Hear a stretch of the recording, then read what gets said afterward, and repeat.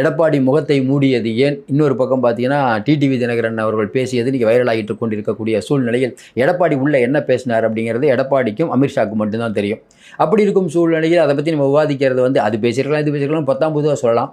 இப்போ ஆங்கில ஊடகங்களில் வந்த சோர்ஸ் மூலிமா அவங்களுக்கு கிடைச்ச சில தகவல்லாம் சொல்கிறாங்க. அது ஓரளவுக்கு நம்புற மாதிரி தான் ஆகுது. அப்படி என்ன பேசினார்?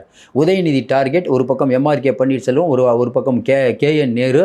அப்போ எடப்பாடி பழனிசாமி உட்கட்சி பிரச்சனையை விட வேற ஒரு விஷயத்தில் கவனம் செலுத்தியிருக்காரோன்னு தோணுது. அது ஓரளவுக்கு உண்மையும் கூட. வரக்கூடிய தேர்தலில் திமுகவுடைய பண ஃப்ளோவை கண்ட்ரோல் பண்ணும். ஏற்கனவே பிஜேபி பல மாநிலங்களில் என்ன பண்ணுதுன்னா, கடைசி நேரத்தில் கெஜ்ரிவாலை தூக்கி உள்ளே போட்டதாகட்டும், பூபேஷ் சிங் பாதல் ஆகட்டும், ஹேமந்த் சோரன் ஆகட்டும், சஞ்சய் சிங் ஆகட்டும், இப்படி பல விஷயங்கள் மணிஷ் சிசோடியா சொல்லிக்கிட்டே போனால் கவிதா.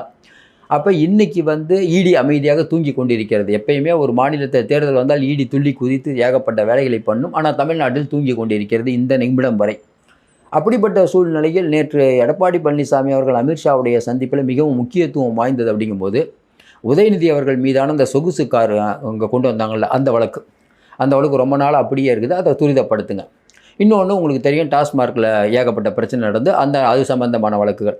அதுக்கப்புறம் எம்ஆர்கே பன்னீர்செல்வம் மீதான வழக்குகள் உச்சநீதிமன்றத்தில் விவசாயம் பண்ணி எப்படிங்க நீங்கள் 2 கோடி சம்பாதிச்சிங்கன்னா கேட்டாங்க. உச்சநீதிமன்றமே கேட்டாங்க.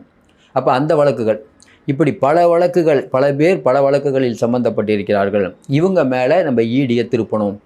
இப்போ சென்ட்ரல் ஏஜென்சி, இப்போ இடி, சிபிஐ உள்ளிட்ட அமைப்புகள், அமித்ஷா இவங்கெல்லாம் கண்டிப்பாக தமிழ்நாட்டில் யார் யார் சம்பாதிக்கிறா, எங்கேருந்தெல்லாம் பணம் ஃப்ளோ போகுது, யார் மூலியமாக திமுகவுக்கு எல்லா ஊர்லேயும் பணம் போகும், செந்தில் பாலாஜி எத்தனை தொகுதியை டார்கெட் பண்ணுவார், அதுக்கப்புறம் பார்த்திங்கன்னா ஏவா வேலு எத்தனை தொகுதி, சேகர் பாபு எத்தனை தொகுதி, இது எல்லாமே டெல்லிக்கு தெரியும். ஆனால் அதையும் தாண்டி இங்கே இருக்கக்கூடிய லோக்கல் பாலிடிக்ஸ் இருக்குல்ல, அதாவது என்னென்னா லெஃப்டில் இண்டிகேட்டர் போட்டு ரைட்டில் போகிறது, அதெல்லாம் எல்லா கட்சியும் பண்ணும். நீங்கள் நினைக்கிறீங்க, இல்லை வெளியில் மக்கள் நினைப்பாங்க இவர் தான் பணத்தை அந்த பக்கம் ரொட்டேஷன் பண்ணுறாருன்னு. அவர் இல்லாமல் இன்னொருத்தர் ரொட்டேஷன் பண்ணிட்டு இருப்பார். இதெல்லாம் யாருக்கு தெரியும்னா, பாம்பின் கால் பாம்பு இவங்க மாதிரி அதிமுக தகவல் திமுகவுக்கு தெரியும், திமுகவுடைய தகவல் அதிமுகவுக்கு தெரியும். அப்போ எடப்பாடி பழனிசாமி நன்றாக தெரியும் தென் மாவட்டத்துக்கு யார் மூலியமாக போகுது. ஏன்னா ஒவ்வொரு ஏரியாவுக்கு ஒவ்வொருத்தர் மூலியமாக போகும். டெல்டா ஏன்னா ஒவ்வொருத்தருக்கும் அந்த தொகுதியை ஃபிக்ஸ் பண்ணிடுவாங்க. உங்களுக்கு இத்தனை தொகுதிங்க, இந்த பணம் அங்கே போய் சேரணும், இந்த டேட்டுக்குள்ளே போய் சேரணும். போன பணம் ஒரு இடத்துக்கு போகுது, அந்த பணத்தை பிரித்து கொடுக்கறது தனி. பிரித்து கொடுத்ததுக்கப்புறம் அதை ஒழுங்காக போய் சேர்ந்துச்சான் அதை கண்காணிக்க ஒரு துணி.